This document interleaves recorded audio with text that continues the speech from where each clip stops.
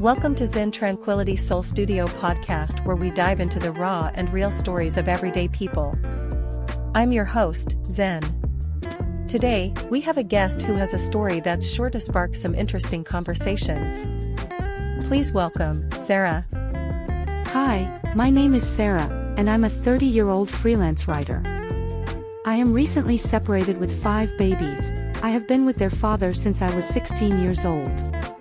We got married, but we've only been married for 5 years. He recently left me and I just saw him here with his new girlfriend. Okay, so he's here. Okay, so what's your question? Well, recently, Cola and I decided to take a break from each other, and it's been really tough. We've had our ups and downs over the years, but this feels different.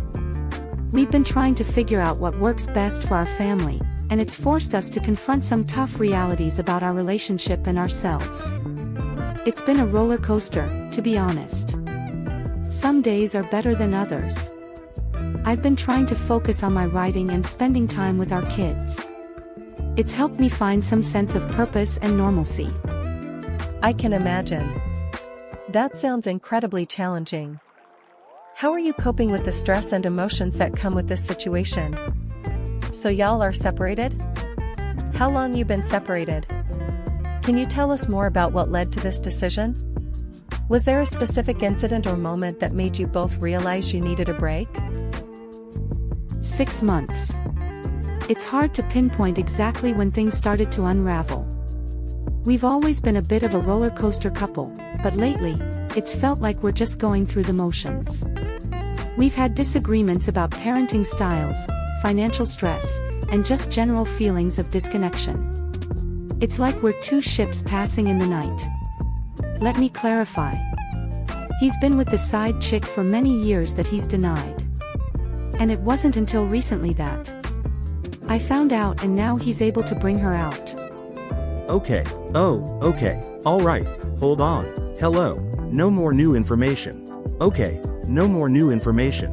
Alright, let's tackle this piece by piece. Do you agree with dating while still married? Would you date a man still married?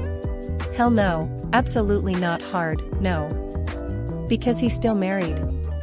And because my thing is, I know that they have conversations that still probably represent marriage. Or still represents some flirtatious things, right?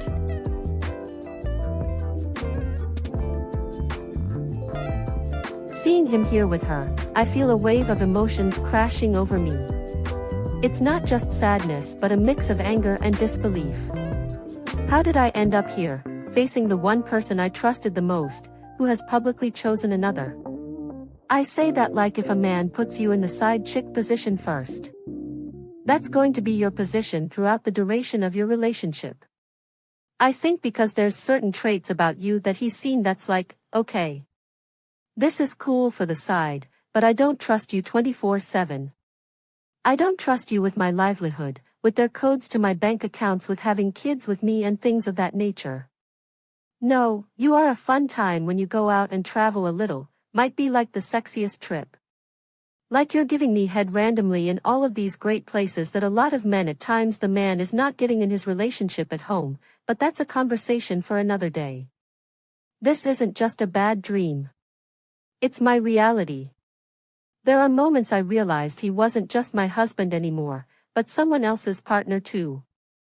I remember the laughs we'd shared, the promises we had made, but now they feel like a distant memories. Today is her day. But what I'm saying is this: right when that meant designates you in that position.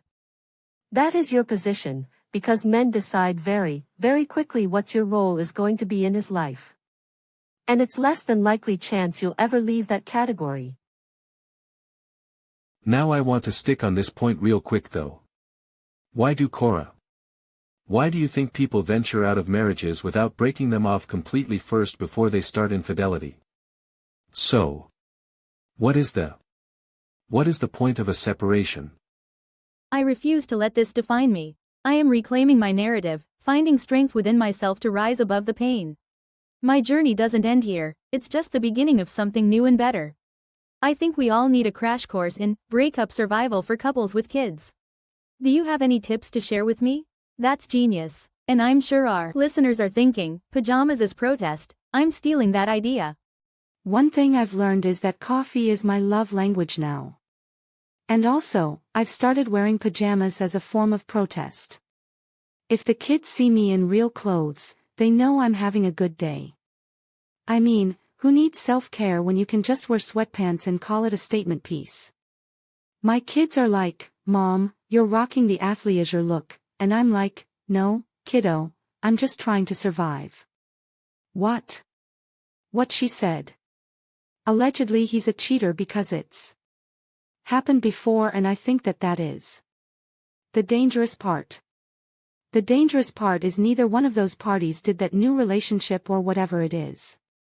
Are absolutely sure to those feel as authentic. For example, that man wanted to run away from his relationship. So he found somebody that was willing to have him run or it hurts. And then now that woman is getting the shades of a man that she never really saw.